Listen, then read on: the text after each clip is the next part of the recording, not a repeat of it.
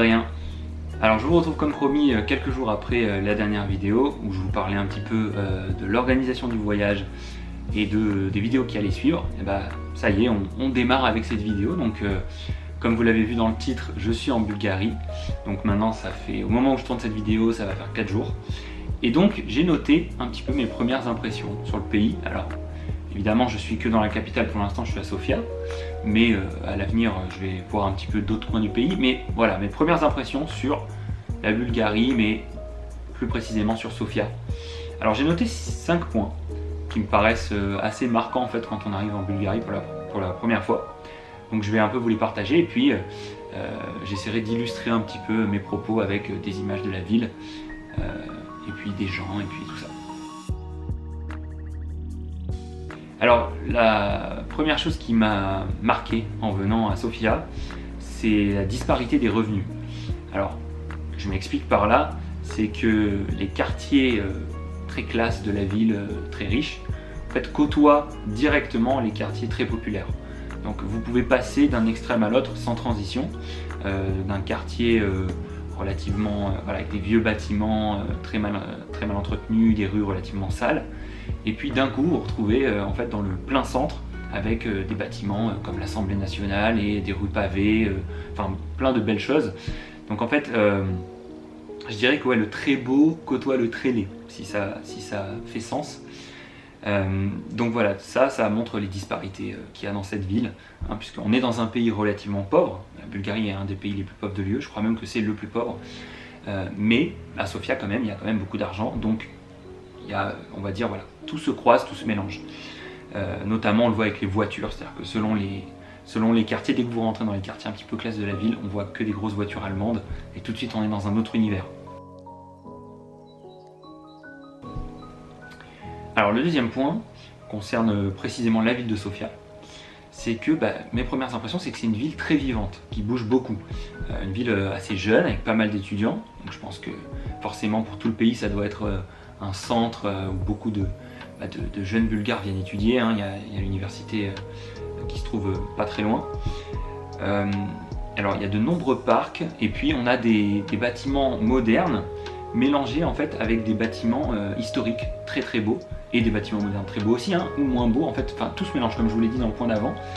Donc en fait, ouais, cette ville, on ne s'ennuie pas. C'est-à-dire qu'il y a beaucoup de vie, tout reste ouvert assez tard, et puis on sent que les Bulgares aiment sortir. Donc il y a beaucoup de vie dans les rues, et différentes influences architecturales. Donc vous avez des bâtiments très classiques, avec des grosses colonnes, donc ça c'est souvent les bâtiments administratifs, ou les bâtiments à nature politique.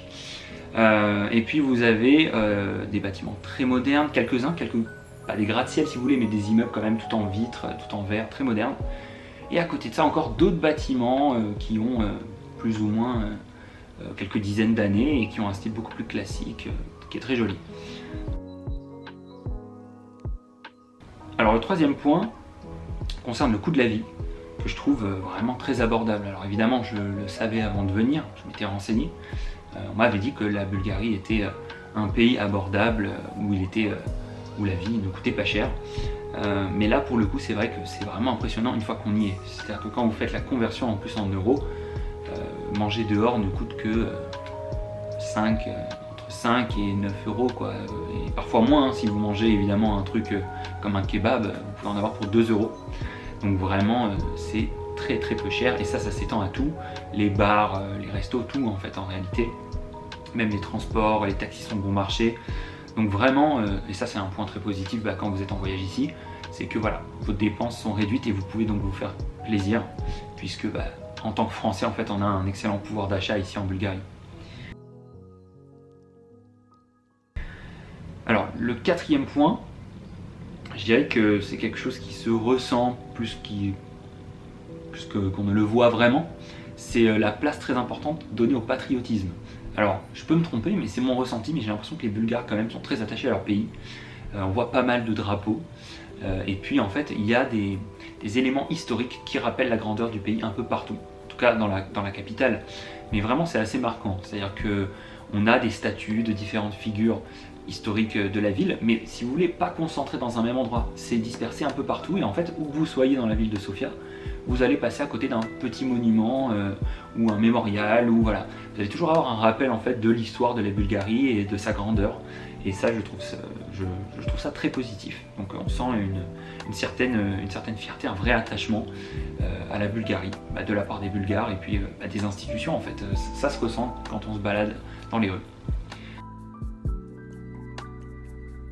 Alors le dernier point qui me vient à l'esprit, et peut-être que vous en avez entendu parler, je ne sais pas si les informations à ce sujet sont venues en France, mais ici le Covid, on a l'impression que ça n'existe pas. C'est-à-dire que personne n'a l'air de s'en inquiéter, et en fait les gens ne portent pas le masque nulle part, que ce soit dehors ou à l'intérieur. Des fois dans des centres commerciaux j'ai vu des gens mettre le masque, et encore vraiment dans les bars, les restaurants, quand les gens entrent, voilà, ils ne mettent pas le masque en fait. Donc on sent un vrai détachement par rapport à ce sujet. Et en fait c'est un des pays, la Bulgarie est un des pays les moins vaccinés d'Europe également. Donc après, que vous jugiez ça positif ou négatif, voilà, chacun a son opinion. Moi je ne partagerai pas mon opinion là-dessus, mais c'est vrai que c'est un contraste assez marquant avec la France ou d'autres pays d'Europe de l'Ouest, ou même des pays où la situation est vraiment très différente, comme en Australie, où on est à des extrêmes opposés en fait. Et ici en fait on a un sentiment de vie normale. Les gens sont dehors, tous les restaurants sont pleins, ils sont au maximum de leur capacité. Donc en fait on ne sent pas que les Bulgares soient affectés par cette pandémie plus que ça. Alors peut-être qu'ils l'ont été, et moi j'arrive au moment où ça va mieux, je sais pas. Mais à ce moment précis là, quand j'y suis, donc à la mi-septembre, en fait on a l'impression que ça n'existe pas. Et c'est vrai que mentalement ça fait beaucoup de bien. On retrouve une vie très agréable. Donc voilà, donc ça c'était les 5 points de mes premières impressions par rapport à la Bulgarie. Alors c'est amené à évoluer, et je ferai certainement une nouvelle vidéo de ce type là dans un mois, quand on sera à la moitié du voyage, pour vous dire si des choses ont évolué, puisque j'aurais vu pas mal d'autres choses, et puis j'aurais pu explorer la ville en profondeur, ce qui n'est pas encore le cas pour l'instant. Mais en tout cas, de très très bonnes impressions. Enfin, pour l'instant je me plais énormément en Bulgarie, donc j'ai hâte de vous faire d'autres vidéos. Celle-ci, voilà, lance un peu la machine, on va dire. Il n'y a pas eu un temps terrible ces derniers jours, donc j'ai pas pu aller prendre beaucoup de prises de vue dehors. Je vais essayer de corriger ça dans les jours à venir, et forcément ça fera du contenu. Alors j'ai pas mal d'idées, donc pour les prochaines vidéos je voulais un peu vous parler de ce à quoi vous pouvez vous attendre, notamment des vidéos je pense de randonnée, parce qu'en fait lorsque vous êtes à Sofia, vous êtes à même pas 1 heure de la montagne, même moins en fait, selon où vous êtes vraiment dans la ville. Vous pouvez très vite vous retrouver dans la nature, et du coup avec mes 2 amis qui sont avec moi, on sait ce qu'on a prévu de faire. On a prévu d'aller profiter de cet aspect là, puisque la ville c'est sympa, mais voir aussi la nature c'est très sympa. Il y a des cascades à aller voir, il y a de très belles montagnes, donc on va essayer de faire tout ça, et ça évidemment je vous filmerai, puisqu'en plus on sera dans un contexte super sympa, il n'y a pas beaucoup de monde, il devrait refaire beau normalement, donc ça devrait être, je pense, la prochaine vidéo sera très certainement orientée voilà, sur une belle balade qu'on va essayer de faire en Bulgarie. Voilà, donc j'espère que cette vidéo vous a plu. Si vous connaissez la Bulgarie, si vous y vivez, si vous y avez déjà été, n'hésitez pas à me partager dans les commentaires un peu quelles ont été vos premières impressions, parce que c'est vrai que c'est quelque chose de très subjectif, on n'a peut-être pas eu les mêmes retours.